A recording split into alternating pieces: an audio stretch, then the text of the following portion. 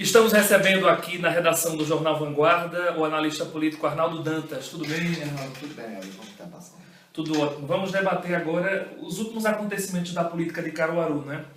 Como é que o senhor avalia a não ida do prefeito Zé Queiroz para o desfile do 7 de setembro? É um fato histórico, Caruaru, né? Desde que eu conheço a história de Caruaru, de 156 anos, desde São João Salvador para cá, eu acho que alguma vez, única vez que o prefeito não participou de um ato como histórico, como simbólico, como 7 de setembro. Eu acho que isso mostra a série de desgastes que o prefeito vem passando.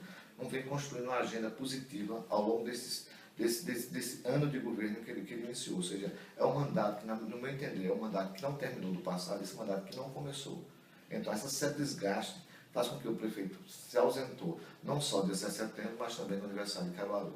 É triste, porque quando ele diz que quer uma gestão participativa, uma gestão baseada no diálogo, né, um estadista não pode se recusar. Faz parte do jogo da política ser aplaudido ou ser vaiado. Tem que ter qualidade e mostrar ao povo que está lá. É o guardião da cidade, é o guardião dos princípios constitucionais. Nenhum grande estadista se recusou nos momentos mais difíceis de se apresentar ao povo.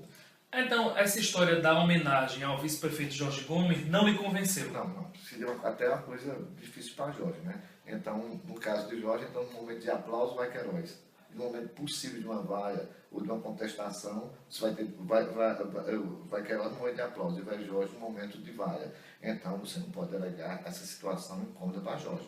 Então, quer dizer, se você for convidado para ir para o Iraque, quem vai? Jorge. Para a Síria, quem vai? Jorge. Para o Afeganistão, quem vai? Jorge. Quem vai para os Estados Unidos, Queiroz. Então, esse não é o princípio de gestão democrática, né? Assim que se divide poderes entre vice e prefeito. O senhor acompanhou de perto a mobilização dos professores no desfile do 7 de setembro.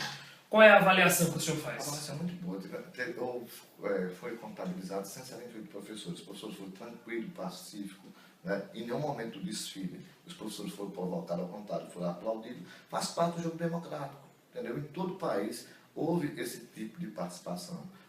De forma radical, na Caruaru, os professores têm trilhado pela uma via pacífica. É uma via irreverente? É contestatória? Mas é muito criativa. E foi lá criticar, exigir, que faz parte do jogo democrático. Historicamente, esse pessoal tem que aprender a conviver com a democracia. Se a gente está pensando na nova cultura política em Caruaru, essa cultura tem que ser baseada nesse diálogo, que não está havendo na cidade, e foi prometido. Agora, do palanque, o vice-prefeito Jorge Gomes voltou a criticar, citando a questão de partidarismo do sindicato, né? Não, interessante, porque em Caruaru se cria esse maniqueísmo, ou você está comigo ou está contra mim, o bem contra o mal, ou seja, não desarmar o palanque. E essa questão é interessante para quem está no poder, porque enquanto você não desmonta o palanque, você não tem cidadão, você tem torcedor. Né? Eu acho que a questão, a reivindicação dos professores de ajuste, pergunta a qualquer professor se está satisfeito com a questão do PCC, pergunte a algum professor se não é necessário investigar profundamente a questão do CGU, que é uma questão muito grave em Caruaru, que não foi analisado. Todo mundo discutiu, mas ninguém leu. Uma boa parte da imprensa não leu, uma boa parte da oposição não leu, e basicamente a bancada da situação não leu. E por isso era assim, o prefeito, que Zé Queiroz, deu uma explicação satisfatória. A explicação está dentro do próprio relatório. Né? Aí vem aquele mais começando aloprados e diz o seguinte: é uma coisa vencida. Requentada. Né? O prefeito Zé Queiroz me disse na entrevista o que está por trás de agora requentar uma coisa Não, dessa? porque só chegou a Caruaru, só chegou os servidores municipais nesse momento. É uma coisa que estava escondida a sete gaveta, é uma coisa que alguns lideranças sabiam, mas não foi necessário o SISMUC, até que alguns intelectuais consultar e receber isso. E a partir daí houve uma provocação na sociedade. É um texto, tem uma credibilidade enorme, um órgão acima de qualquer suspeita, e que lá tem o seguinte, lá é necessário entender o seguinte, lá tem o fato ocorrido, tem a denúncia na CGU, tem também a defesa da própria prefeitura, está num documento, e a contestação da defesa na CGU está dentro do próprio documento. Então, o que o prefeito e a administração municipal tem que fazer é basicamente contestar todo o documento. Não é fazer defesa, porque a defesa já está lá dentro do documento da CGU e foi contestada pela própria CGU. É necessário o pessoal parar, ler e discutir. Outra coisa, é necessário abrir a CPI. Quem não deve, não tem. Se é um governo democrático, transparente, que preza pela lisura, então um documento desse vinha ao contrário, vinha contribuir para a administração municipal. Mas a CPI, não acaba virando uma batalha entre situação e A oposição? grande questão é o seguinte, a grande questão é que você sabe como começa uma CPI e não sabe como termina. Mas quando um governo municipal é tido como honesto, tem uma experiência administrativa como a de Queiroz tem, você não está pegando um prefeito de meio mandato, está pegando um prefeito de vários mandatos. Quarto, né? O Quarto mandato, né? E aí ele não tem o que temer, tem que abrir. E aí nocautear a oposição dentro do próprio regimento da CGU. Agora, o que a prefeitura alega também é que é algo do passado, né? 2011, 2012. Se a gente for discutir, a gente vai acabar também, para que discutir a Comissão da Verdade, que se refere no golpe militar que aconteceu em 64. Para que a gente discutir a Constituição, se é uma coisa de 88. Para quem discutir, por exemplo, a Carta de Direitos Humanos, que é de 48. Ou então discutir, voltar a questão, ler e refletir sobre a Bíblia, que é uma coisa construída a partir do século I. E os 10 mandamentos, que é 15 mil anos, 1.500 anos de Cristo. Então, isso é 2 anos e não tem prescrição. Não tem prescrição. Você cometeu delito, não é 2 anos que é o prazo que extingue, não. É necessário, não só qualquer pessoa, qualquer abuso, qualquer desmando na máquina pública, na administração municipal, ser revisto. É tanto que o documento chegou agora porque 2 anos leva para a CGU fazer essa contabilidade todo esse orçamento, para mim receber os dados do IDH. O IDH esse ano, que mais ou menos foi um levantamento da qualidade de vida do município, do Brasil todinho. Mas ele começou a ser analisado no ano 2010. Levou 3 anos para chegar agora o relatório do IDH, porque pegaram o dado, levantaram esse dado, então a CGU demora, é um prazo mínimo de 2 anos. Então as contas de agora, de Caruaru, vai ser daqui a 2 anos, vai apresentar. Então, o que foi produzido em 2013, está sendo administrado agora, vai cair na conta da CGU, vão começar levantamento, fiscalização, ver a questão não só das notas fiscais, mas também os fornecedores, que é uma coisa interessante, saber quem são os fornecedores, saber quem está fornecendo material a Caruaru. Tudo isso aí leva tempo. E o relatório é tecnicamente perfeito. O senhor acha que esse relatório da CGU vai continuar sendo um calo para essa administração? Não foi superado pela resposta e pelos argumentos dados pela prefeitura? Quem deu grande avanço nessa questão da CGU foi o Conselho Municipal de Educação, que é um órgão da sociedade civil, não é um sindicato, não é a TEC, não é a oposição, não é um partido de oposição. É um órgão, é uma entidade da sociedade civil que pediu. E aí sim, aí eu acho que o Ministério Público Federal deve investigar e deve dizer se tem ou não o mal feito dentro do relatório. Arnaldo, eleição do PT, né? Adilson Lira, o presidente, por unanimidade, o candidato de consenso do PT.